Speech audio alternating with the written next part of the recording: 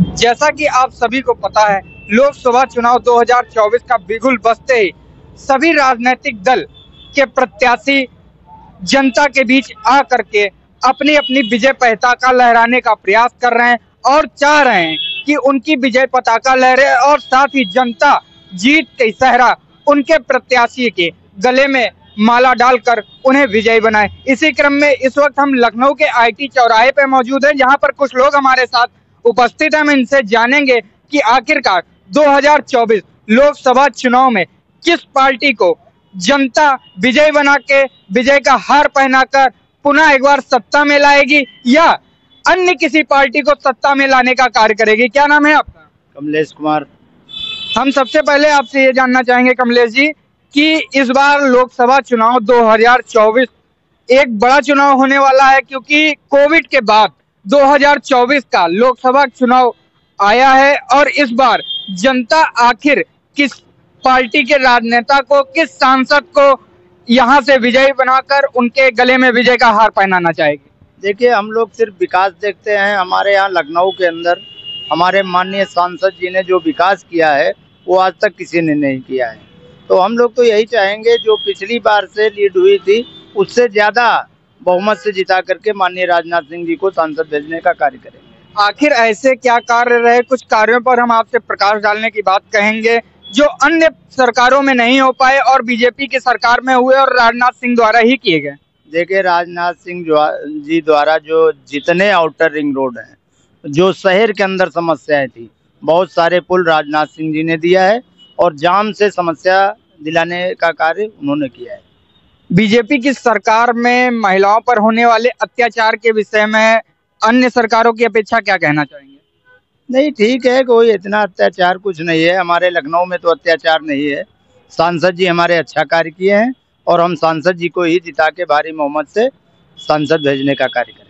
और भी लोग हैं, हम उनसे जानेंगे कि आखिर बीजेपी की सरकार में ऐसा क्या रहा जो अन्य सरकारों में नहीं रहा। क्या नाम है आपका? प्रमोद शुक्ला।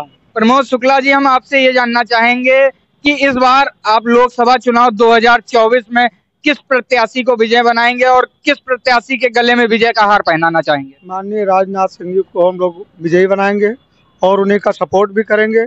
और उन्होंने विकास भी किया है, हमारे लखनऊ का काफ़ी विकास किया है और अच्छे नेता भी हैं।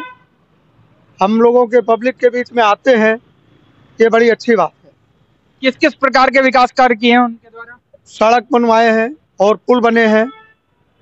काफ़ी लोगों की कोई समस्या है सुनते हैं, लोग उन तक सरलता से पहुंच जाते हैं।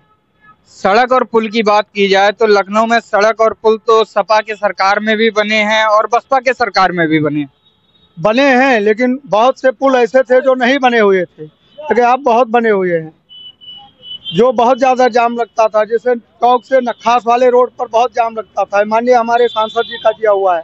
ऐसे कई पुल हैं, काफ़ी योजना उन्होंने दिया है, लखनऊ को बहुत अच्छा बनाया है। अच्छा बनाने में बहुत अच्छा काम भी किया और समय भी देते हैं।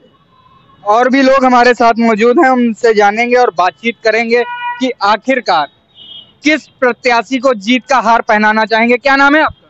सुनील सोनकर। सुनील जी, हम सबसे पहले तो ये जानना चाहेंगे कि आप कहाँ के निवासी हैं और क्या करते हैं? हम यहाँ के निवासी हैं, फ्रूट का काम करते हैं, फल का काम करते हैं।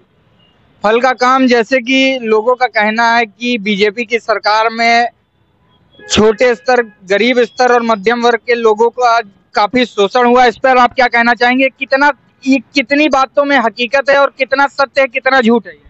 मुझे फुल बहुमत से उनके विश्वास है, जो इन्होंने कार्य किया है श्री माननीय राज जी, तो उन्होंने बहुत अच्छा किया है और अच्छा ही करेंगे, हमारी सोच ही है।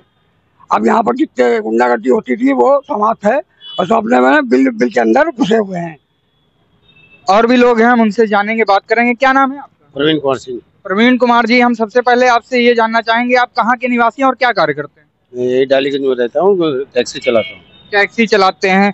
इस बार लोकसभा चुनाव 2024 को लेकर के आपका क्या मत है? आप किस सरकार को विजयी बनाना चाह रहे हैं? माननीय राजनाथ सिंह को विजय बनाना चाह रहे हैं। उनसे बहुत बड़ा करप्शन खत्म हुआ है और बहुत सुविधाएं मिली हैं।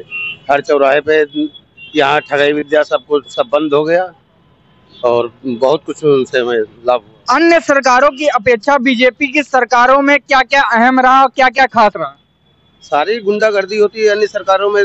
सपा के वो गुंडा है, तो बीजेपी का कोई गुंडा ही नहीं, गुंडा के नाम से सब मारे गए। जैसा कि आप जी, माँ बहन आराम से घूमती हैं, कोई दिक्कत नहीं है। महिलाओं को पूरी तरह सुरक्षा प्रदान हुई बीजेपी की सरकार। जी, यूपी में बढ़ते गुंडा राज को लेकर आप क्या कहना चाहेंगे? गुंडाराज तो समाप्त हो रहा है, हमारे लखनऊ में तो एकदम समाप्त है। पूर्व की सरकार की अपेक्षा इस सरकार में गुंडा राज का स्तर कहां तक बढ़ा है या घटा है? बहुत घट गया, गुंडाराज समाप्त है। गुंडा राज समाप्त हो गया। जैसा कि आप सभी ने देखा और जाना कि लखनऊ के आईटी चौराहे पर हमने ग्राउंड रिपोर्टिंग की, जहां पर हमको कुछ लोगों से बातचीत हुई और कुछ लोगों से वार्तालाप हुई, जिनसे हमने लोकसभा चुनाव 2024 को लेकर विस्तार में जानकारी ली। यहाँ की पब्लिक का यही कहना है कि एक बार फिर से राजनाथ सिंह जिंदाबाद। यहाँ से कहने का अर्थ यही निकल रहा है कि इस बार फिर से यहाँ से सांसद राजनाथ सिंह को ही विजय बनाएंगे और बीजेपी की सरकार पुनः लेके आएंगे। कैमरामैन AK सिंह के साथ कुमार नंदन पाठक, लखनऊ।